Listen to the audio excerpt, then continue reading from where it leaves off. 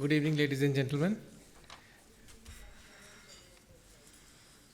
Today we have a very interesting talk by Sohini Roychowdhury, and she'll be discussing her book with Shampa Mukherji. I'll just briefly introduce the speakers to you. Now, Sohini Roychowdhury is such an acclaimed dancer. Her introduction cannot be very short, but I'll try to make it as short as possible. Both of them are known to me for several years. Sohini is an internationally renowned Bharatnatyam dancer, choreographer, author, speaker, producer, and a professor of Natya Shastra. She is the founder of Sohini Moksha World Dance and Communications in Madrid, Berlin, Kolkata, and New York, and Sohini Moksha Artists de la India in Spain. A visiting professor of dance at 17 universities across the globe, she is a winner of multiple prestigious international and national awards. The Dance of Kali, which was published in 2023, her latest book, was co-authored by Rishi Dasgupta, and it's about the divine feminine and was globally launched at the 2023 Bloomsbury Festival, London. She has two other books, Dancing with the Gods, which was published by Rowley Books in 2020, and Indian Stage Stories, published by Shubhi Publications in 2022. These were launched at the UK Parliament House of Commons and the Jaipur Lit Fest of 2022 and 23. A social activist, Sohini devotes significant time towards the upliftment of marginalized children through her art. Shampa Mukherji is a postgraduate in English from Jadavpur University. She has taught English language and literature in Modern High School for Girls. Incidentally, she taught my daughter as well. Calcutta International School and Garden High International School. Currently, she is pursuing other paths involving research and self-study. Now, before they start, can I request you to put your cell phones on silent mode, please? Thank you. Over to you, Sohini. Thank you, Parthada, for being here, for the wonderful introduction. Thank you, all of you, for being here today on International Women's Day. I would like to wish all of you a very happy International Women's Day, yesterday, today, and tomorrow, to celebrate the innate magic and power of all women, whatever they might be doing. Thank you, Shampa Mukherji, Shampa Di, for being here, and she's far more than a teacher. I've known her forever, it seems. We are soul sisters, but she's an educationist, a talk show host, and also one of the best designers of saris that I know. So thank you, Shampa Di, for making time for me, for going through my book and agreeing to moderate this session. Thank you. Good evening, ladies and gentlemen. It's indeed a pleasure to be here. Ironically, today is Shivratri, and it's also International Women's Day. And I find that ironical because Sohini in her book has mentioned that Shiva is the ultimate feminist. We'll talk about that a little bit later in the course of our conversation, but I thought the coincidence was a little uncanny. I was hearing Partho introduce Sohini with my ears cocked up because her biodata is completely frightening because it runs into several pages. The awards itself go into one whole page, I think. And at such a young age, to be able to achieve so much must be a huge thing to do. And not only is she a dancer, she does so many other things, and she does them all so well that it's a privilege to know her, and I'm so, so grateful that I've got this opportunity to talk to her today. She is the daughter of Pandit Shubhrata Roychowdhury, and I can only imagine the kind of atmosphere that she has grown up in. So music is probably part of her DNA, and classical music at that. So her understanding of music is so, so wonderful that you can have a long conversation just about that with her. Her mom, Uma Roychowdhury, she's here. She's a self-trained sculptor, and I have never seen her looking anything apart from beautiful and young. I don't know how she's Sohini's mom, God knows, but she just looks like, she probably looks much younger than even we do. And it's small wonder that Sohini, being the only child of such parents, she's grown up in this atmosphere of erudition and music and all things good. And I wasn't really surprised when she gave up her job in Modern High School. We were colleagues for a while, but she gave it up to pursue dance as a career. And I wasn't surprised at all, because she was made for bigger things. I mean, I'm not saying that teachers are not big. I have spent 45 years being one. But then she truly is meant for bigger things. Sohini, my first question, and I always wonder how and why you got introduced to and fascinated by mythology. Now, I do understand that we have our quota of Ramayana and Mahabharata when we grow up, and schools have drilled it into us. But none of us, I mean, we did read, we did study. Sometimes if you had to do an exam, we had to memorize. But you have pursued it. So why? Yes, as Shampadi said, today is the day of Shiva and Shakti together.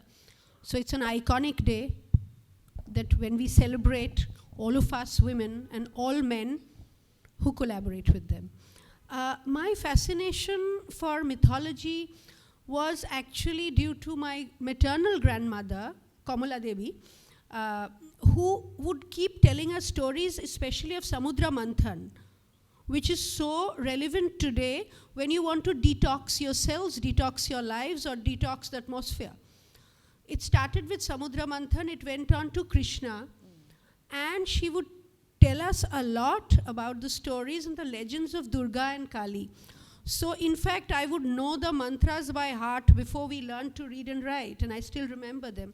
And that interest, I think, gets into your DNA without you realizing it. And I've always loved, researched, read about, and spoken about, and been fascinated by mythology from since I could read and write till forever. That shows in your books. What is even more fascinating, that the co-author of this book, The Dance of Kali, is Rishi Dasgupta, their son. Now, being interested yourself is one thing. To get your child to be interested in something that is as complicated as mythology, I don't know how she did it. Maybe she didn't, so that's what I'm going to ask her. Did you actually push him that way? Never. Actually, all we pushed him was towards academics, which we all do. And especially when you live in Spain and you have to set your goals. So that is all we pushed him. He was very passionate about music on his own, and he developed, and he's a performing guitarist that is completely on his own, without us pushing him, without us even organizing classes or tuitions for him. He did all of that himself. And his writing and his interest in mythology also came from there. We were in Spain once, and he read what he wanted to read. We wanted him to read, but we didn't tell him what he should read. And I tried to push him towards Enid Blyton's. He was not interested for whatever reason. So, but there was a time when some of his classmates came and told me that he had done a little seminar on the Bhagavad Gita when he was in year 8, 14 years old. So I was quite zapped. I knew that he was studying up on it and his own versions. He wouldn't even borrow mine. So he was very interested in mythology and our Indian heritage and all of it, and he developed that. So when I was writing this book, he was between university and a job. So I said, would you like to do the research for me? Would you like to co-author? So he was very excited about it, and I would say that it was a perfect collaboration, because usually when you have an only child, mother and son will bicker about everything. So this was, but when we work perfectly together, on stage or when we are collaborating on a book, we are perfect together. Every other aspect of life, we are exactly, we don't agree. So that's how it was. Yeah. Okay. So there are several books on the same subject available. How would you want to tell me or tell everyone that your books are different? Is it because of the authenticity of your research? Is it because you add your own interpretations? Is it because you have a philosophy for almost all of the things that maybe other people don't do? I haven't read those. I've read yours. I had to. Very seriously, I have annotations in that book. But yeah, that's my question. Why are your books different? Well, I would never be able to say, well, whether my books are better. I can't tell you that. It has to come from the reader. But whenever an author writes a book, whoever it may be, their research is pretty authentic, their writing is pure, and they work very hard. And I think all of us as human beings are different. We are all islands. We don't compare with each other. I mean, we just compare with ourselves and we can just compete with each other. But my book on Kali is not a religious book. It's purely artistic and academic, and it is kind of bound around my experiences in the West, where I saw there was a lot of stupid, ignorant, and disrespectful myths around Kali, and which was actually quite public. I mean, you have Heidi Klum, wearing something ghastly and going to a Halloween party saying, I'm Kali, I'm the monster Kali.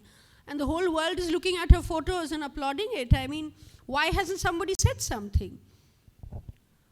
Secondly, even in the film, Kali Bhakts, the Kali devotees are shown as some kind of cannibalistic slave drivers. So this is complete misinterpretation of the West, of our culture. Even if you, not only of our mythology, our heritage and culture, but even if you watch American films of 1970s, 1980s, where they have a mock Indian or somebody from Southeast Asia, you'll see the way they speak English. Nobody in our part of the country speaks like that. That is their caricatured form of our culture, our civilization, that we also blindly laugh at and clap. So I thought I would take this up seriously, and these Kali myths had to be shattered completely. That was needed, and I wanted to bring out Kali as the supreme feminist. When we are talking about the feminist movement, all the world around, it is Kali's ethos that sets her apart and sets her at the helm of this movement. So that is what I wanted to bring out. So when you were researching, and I know that you have done extensive work, especially in your dance scripts about connecting civilizations. So did you find, when you were researching, did you find similarities or dissimilarities between our Indian mythological heroes and heroines and the Greek and Roman counterparts? Except, of course, that most of them were extremely full of vices, running away with other people's wives and all kinds of things. But apart from that? Absolutely. And, the first mother goddess, in fact, before our Durga temples were built around the 11th, 12th century. Though we like to think that our temples were the first in the world and our civilization is foremost. That's not completely true.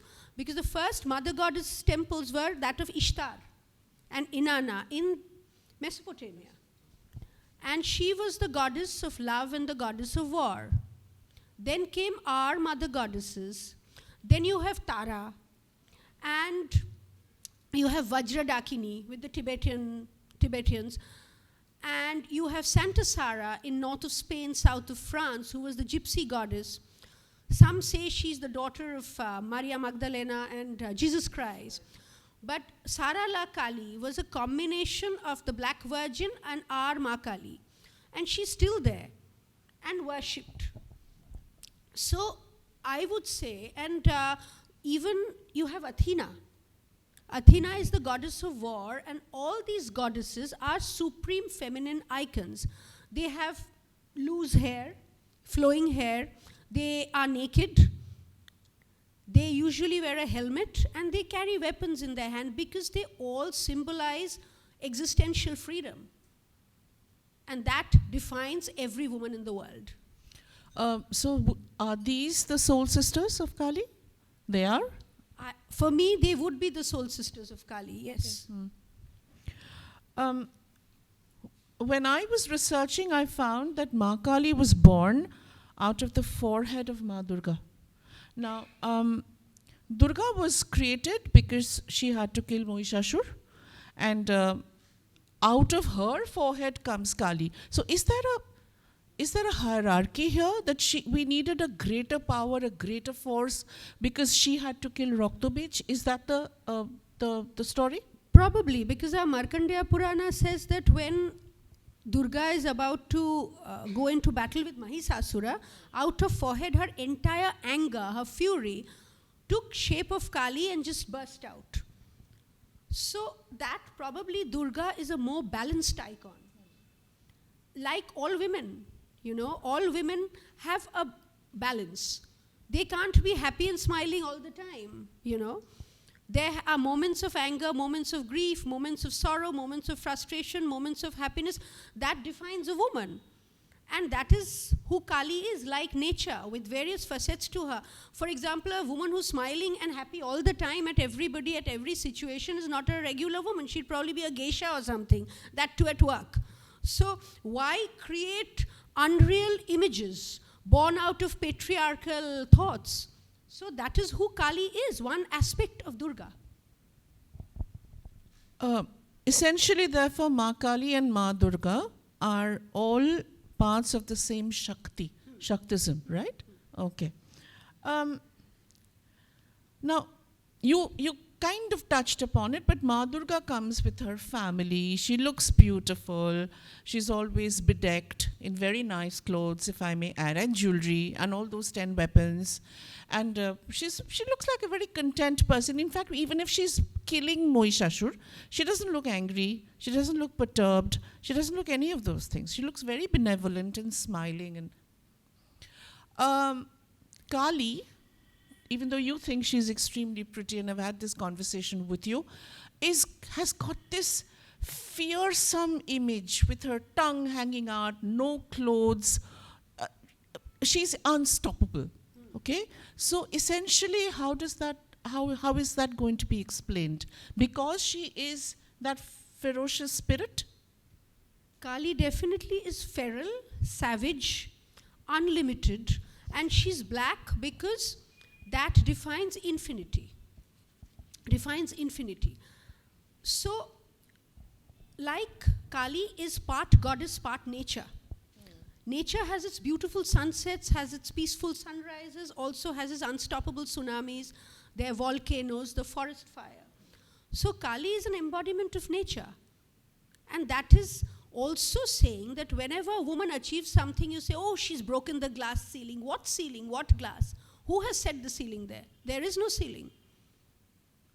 A woman should be at a place where she can aspire to be who she is. And we are again talking about complete existential freedom without patriarchal expectations, without patriarchal validations.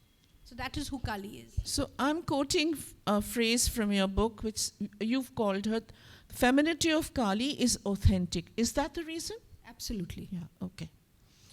I'm going to move away a little bit from the book, just a little bit, and go into your other passion, which is dance. And I have seen you perform, and I have seen you do Ma Durga, I have seen you do Kali, etc. So when you are conceptualizing or choreographing something like this, how would you make Durga look different from, behave differently from Kali? Would you use separate colors? Would you use separate mudras? Would you use separate music? How are you differentiating? How I do it, how I've done it in my dance productions, in my dance operas, is Kali wears black, which I said, shows infinity. Nirguna, which is also Shiva's color, actually. We like to show that in blue and this and that, but Shiva also symbolizes the Nirguna, the infinity. So that is why I've also portrayed Kali wearing black clothes, and I just use the hibiscus necklace because that red shows Rajashik, which is dynamism and activity. So, and she has the khara, the curved sword in her hand, with which she cuts off human heads actually symbolizes putting an end to ignorance and ego. So that is how I show Kali. The movements are pretty much the same, the expressions are the same, not very different, just a little more furious and feral, because as I said, Durga and Kali are parts of the same coin. And we have a Durga within us, we have a Kali within us. You know, it's just the embodiment of any woman. I have read about the Abhaya Mudra. Who do you use it for? Both? Abhaya Mudra. Could you show them what this? Abhaya Mudra we have with Shiva. This is rest assured, everything will be all right, I'll fix it. This is Abhaya Mudra which Shiva uses, and this is Abhaya Mudra which Kali also uses with 2 of her hands. And the other 2 hands are in the more peaceful mudra, that harmony shall prevail. Okay. In your book, in the chapter called the K Factor, you've talked about different Kali forms, okay? What I found absolutely fascinating was the concept of Dokkhina Kali, because she's the householder's Kali, and the Lord of Death, Yama, apparently is from the south, and she faces the south. So there is this amazing connection that she is the one who's protecting the householder from death.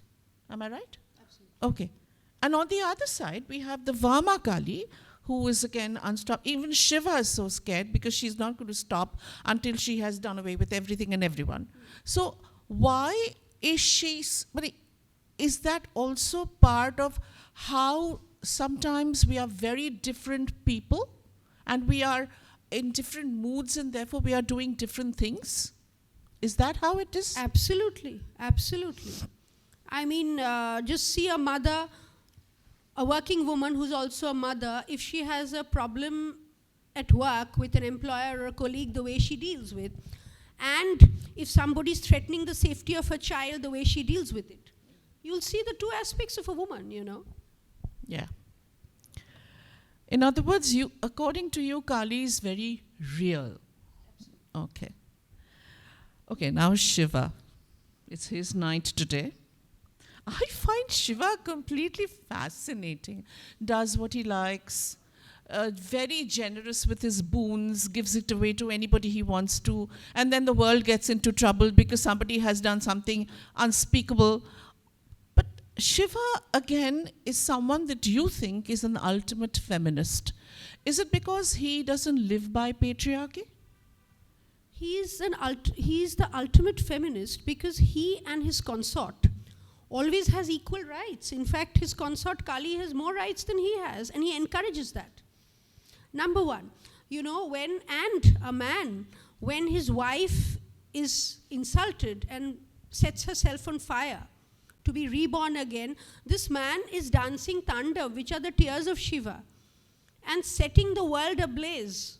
That kind of commitment, that kind of passion towards his consort, number 1.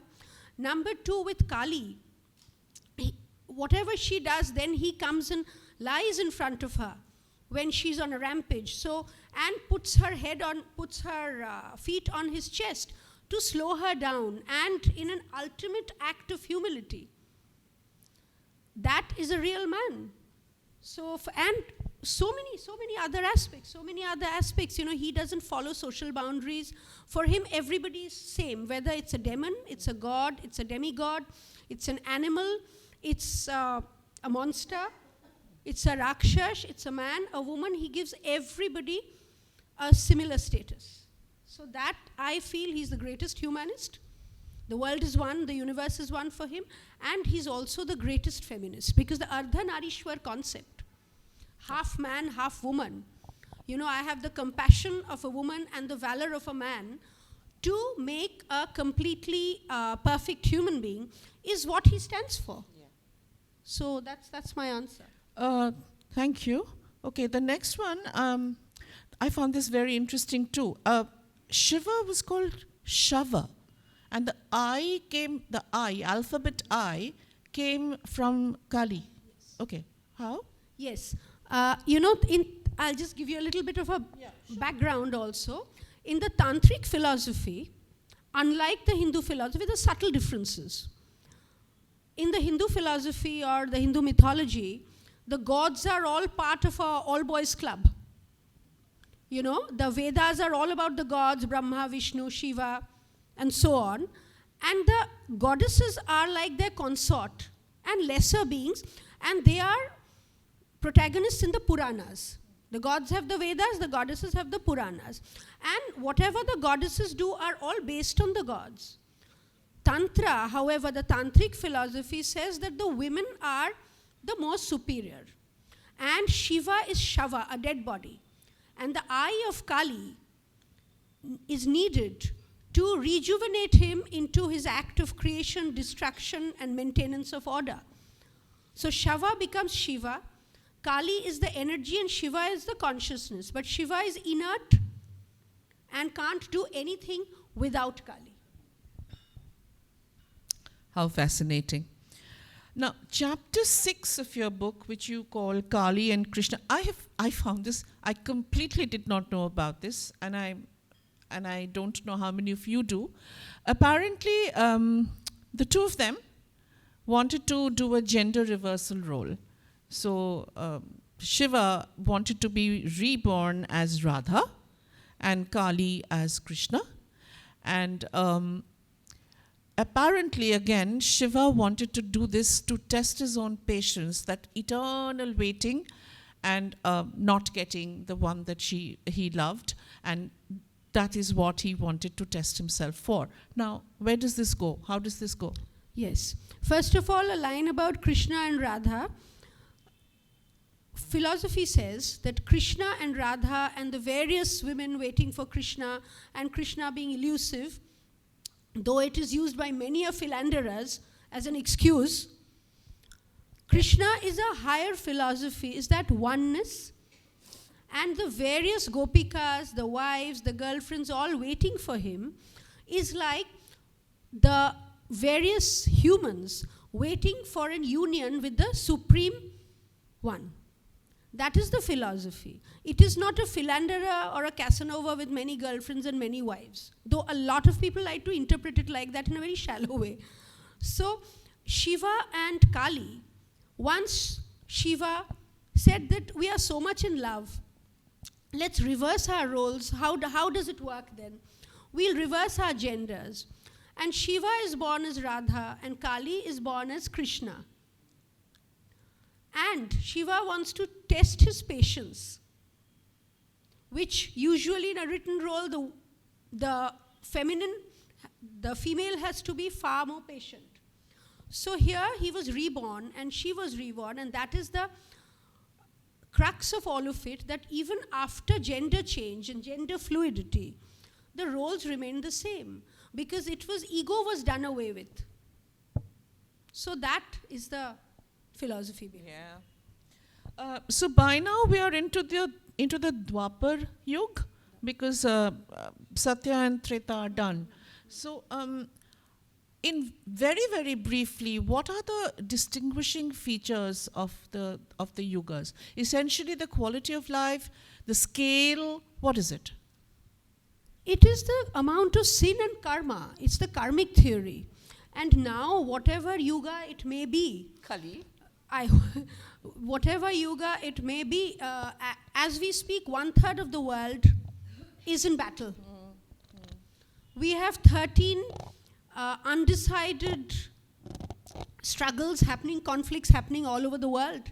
The chance of a full-blown World War III is about at 30%. When we see pictures of Gaza and Palestine every day, we have tears in our eyes. So hatred has become the principal emotion. We need Kali. We need Kali to do away with the evil and to restore, in some way, peace and harmony where the world is one. I wonder if Kali is enough to fight the politicians of the world. That's a very frightening thought. Okay, so Shiva and Parvati, please correct me if I'm wrong, are Purush and Prakriti? Yeah. So out of this union, the world was born, yes. Right? Okay. Now, and out of this also the 5 great elements, the Panchabhuta, those two. So what we refer to as the 5 bhutas, yeah, are essentially, I'm sure everybody knows this. This is Akash, Vayu, Agni, Jal, and Prithvi. So essentially that. This brings me to what you have briefly touched on. You talked about Nirgun, but I want to talk or talk essentially about the Shotto, Rajo, Tomo, that those three gunas that we talk about. How and how much of that is it's important to know. We may not be practicing any of them, but how much of that is important to know? Well, it's part of life. It's part of life, and Sattvic is harmony. Rajas is dynamism and activity, and Tamas is chaos. So when you look at a Kali image, the red tongue dripping with blood is Rajasic, whereas the white teeth is Sattvic. So we are talking about a balance of all, because all creative people know that chaos is not essentially a bad thing. Some boredom and chaos is necessary to be creative afterwards. If you're all dynamic and all full of activity throughout, then no creativity, there's no space in the head or the heart for creativity. In other words, there has to be a vacuum if you have to create more. Absolutely, and some kind of chaos, some boredom, and all the three have to be balanced in our lives, because that's reality. I have over here, for Tamas, I have ignorance, darkness, and inertia. I thought that was really, really interesting, especially the inertia bit, that you are not opposite of dynamism. You're not pushing anything. Okay. See, that may be negative. Certain things that are negative, you know, if your ignorance is negative, for example, because out of ignorance comes all kinds of stupidity. And power play, and ego, that comes of ignorance. But inertia sometimes is not a bad thing, because unless you have those moments of not doing anything, how would you create? Yeah, you mean the cycle. Yeah. Okay.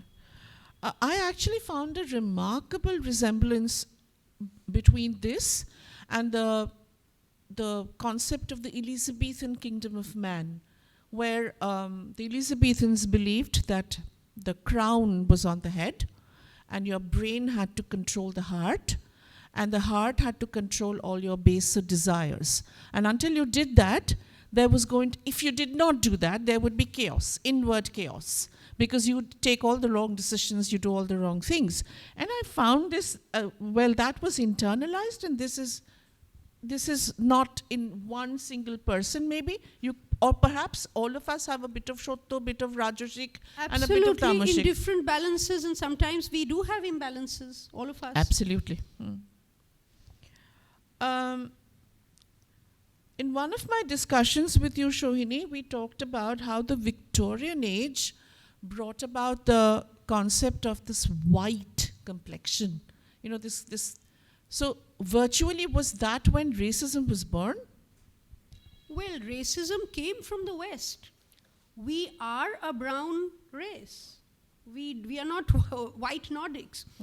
But sometimes we are the ones who discriminate more, and we tend to be very racist. True. But all our goddesses and gods are all brown or copper or dusky. And it was from the Victorian age that the stress was laid on being chalk white, almost emaciated and anemic. And as a result, we had a lot of Durga images in Kolkata and in West Bengal, which were white in color with blonde hair. I have seen some of them in Kumutuli, and I've asked the person that why is it like this?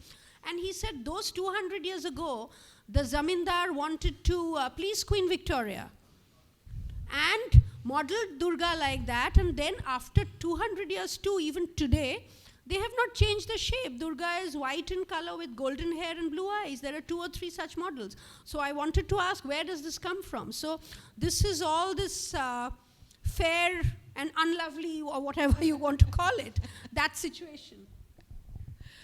Another interesting thing that we discussed the other day about Renaissance is that you mentioned that there were, do you even remember one woman's name coming out of that? Woman artist, woman sculpture, etc.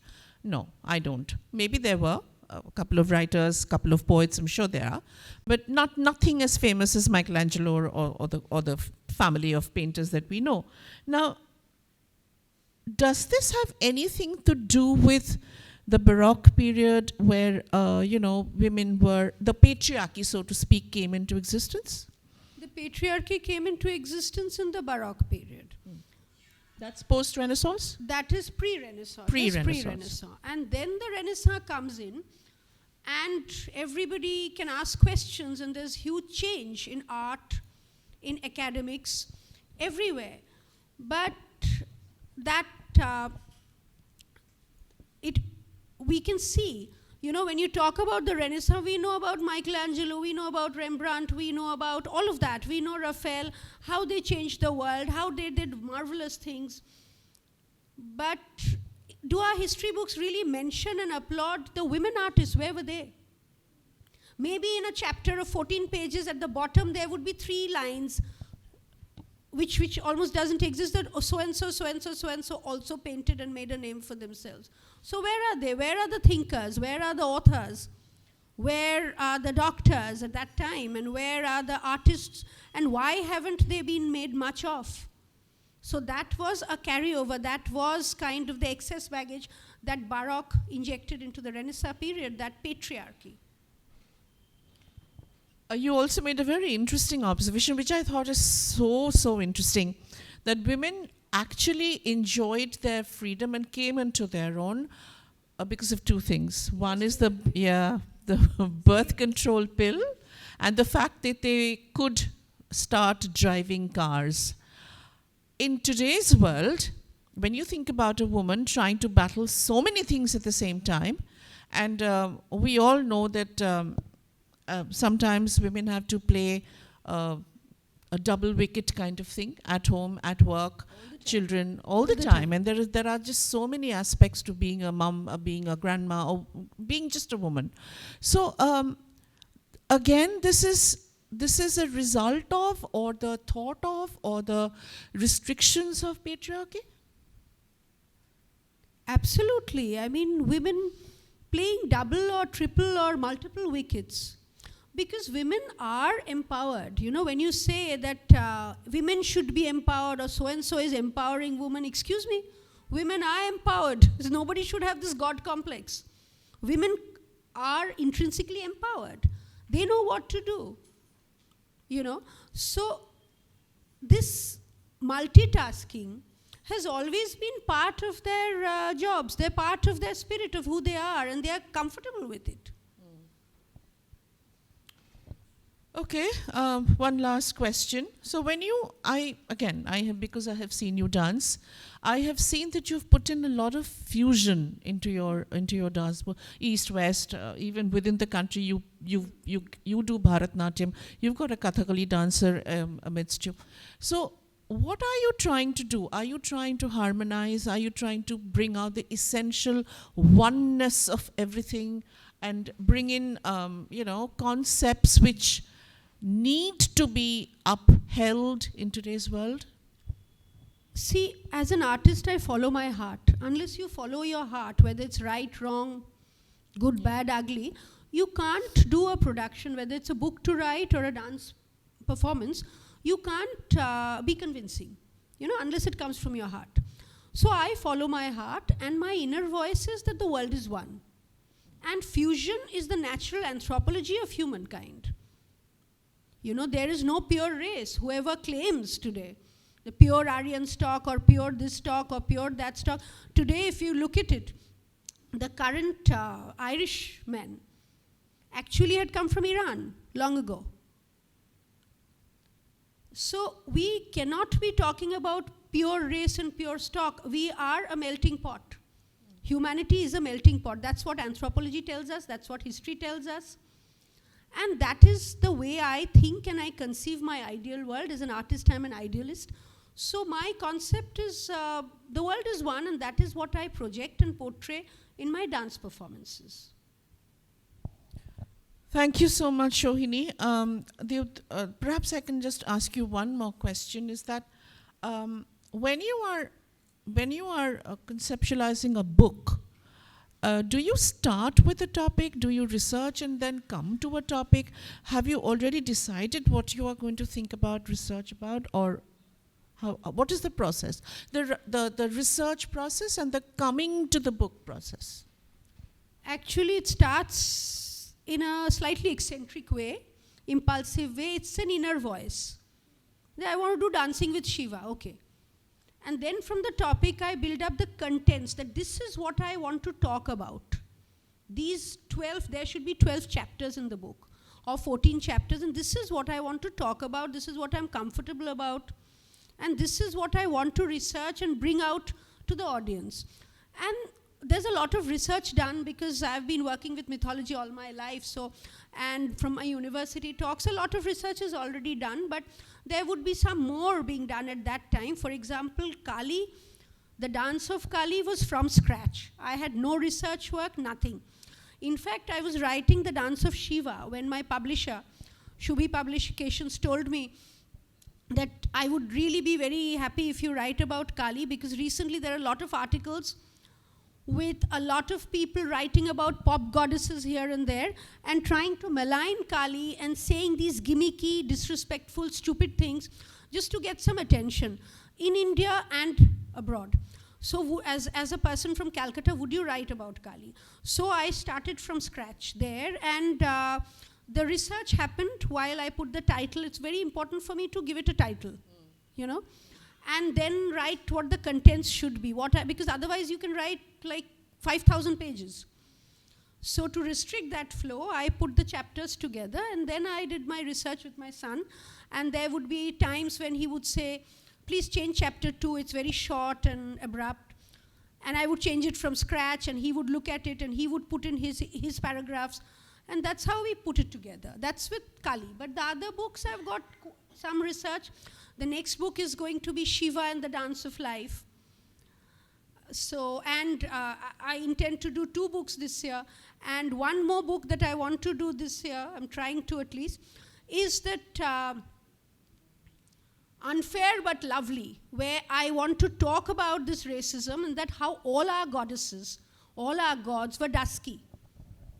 You know, and this big fascination with fairness, this racism, it should be a statement against that. I think that is needed, and these are the 2 books that I want to write this year should be published. Good luck. I'm sure those are going to be just as interesting, and I hope that I can get to read it and study it the way I have studied this book. If anyone has a question, anyone from the audience, anyone here wants to ask a question?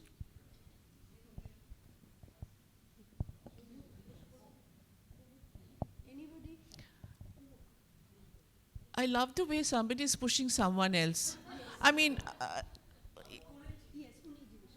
yeah, sure. Is Kali is a conception and imagination or a reality? Or second question, Kali belongs to Hindu religion or to all mankind? I being an atheist, how can I look at Kali? You can look at Kali, I'll go from the bottom. As an atheist, you can look at Kali as a feminine icon and a concept or a philosophy. A. B. Before structured Hinduism came into being, Kali still existed. She was a pagan goddess. She existed and she was welcomed within the folds of Hinduism. This answers your second question. And your third question is she a concept? Definitely. For believers, for non-believers, for others, it's how you interpret it, and the way all the interpretations and the movements and the concept of Kali is what we have thought about. She may or may not adhere to it. She may be something totally different. Because as I said, she's nature. Nature you cannot ignore or disbelieve in. And nature has no boundaries. And she symbolizes existential freedom of all women. You know, I have already said that I've been a teacher for 45 years, and I did this in a classroom with my middle school children. I drew a circle, and I told them to tell me what they thought about it. So I got answers like, this is like a Rasgulla, this is the earth, this is a circle, a geometric figure. So I think it essentially depends on the perspective from which you are looking at it. You want to make Kali into a goddess, go ahead. You want to think of her as a spirit, go ahead. You want to think of her as someone that you cannot and absolutely cannot quell. So it's essentially the vision that you have and the understanding that you have that decides how you want to look at Kali, or anyone, or anything for that matter.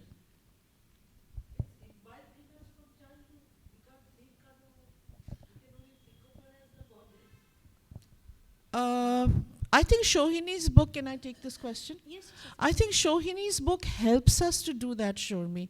I seriously felt when I was reading it, and I was actually studying it, my father was a Kali Bhakto, and he did Kali Puja himself at home. But when I read her book, the goddess became a philosophy. The goddess became an abstraction. She doesn't have to be restricted to that tiny little statue.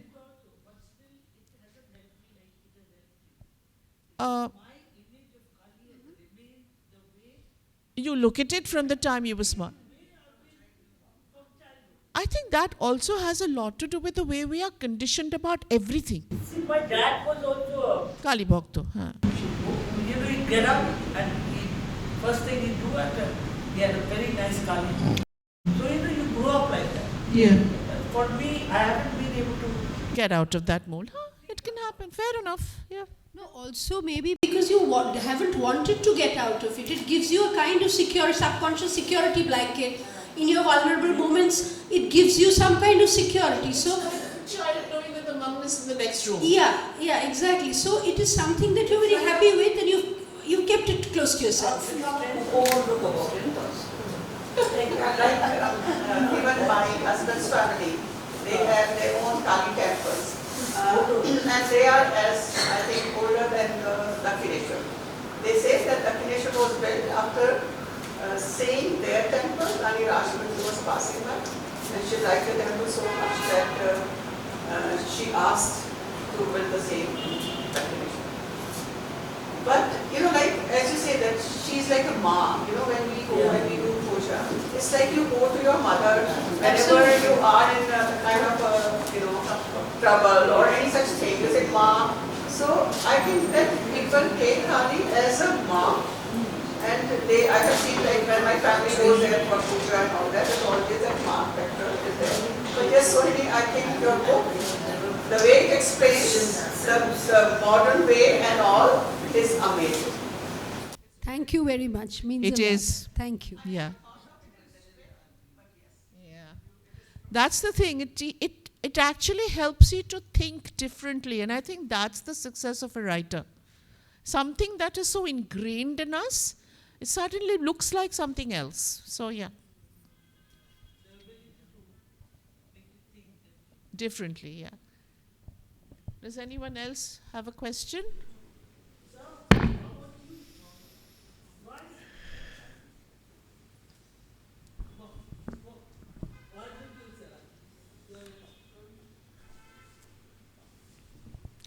Okay, I think. Shormidi, I think we'll end our program today. Thanks to Sohini and Shampa. That was a wonderful session and so different from all the other talks that we have had in Bengal Club. And thank you, members and guests. I think that's all for today. Thank you. Just a moment. I will need to offer you a token from the Bengal Club. So, is Mrs. Gupta there? Olokadi has left.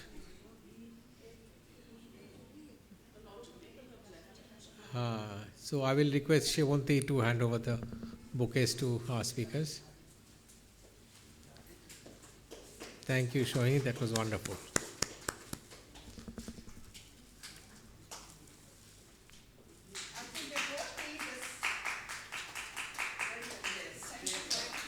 Thank you, Shampa. Thank you.